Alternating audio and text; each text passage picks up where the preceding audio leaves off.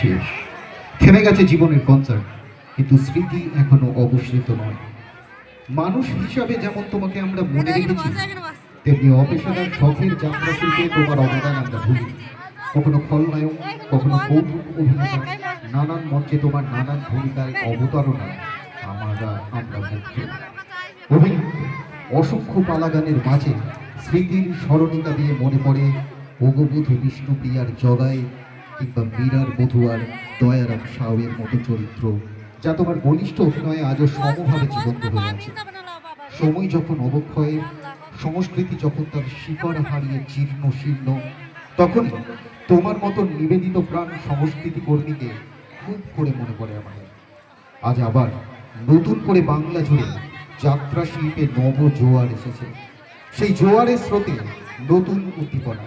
তাই অসময়ের লড়াকুদের আমাদের কৃতজ্ঞতা। হে শিল্পী, আজই শ্রী শ্রী জ্ঞানদাস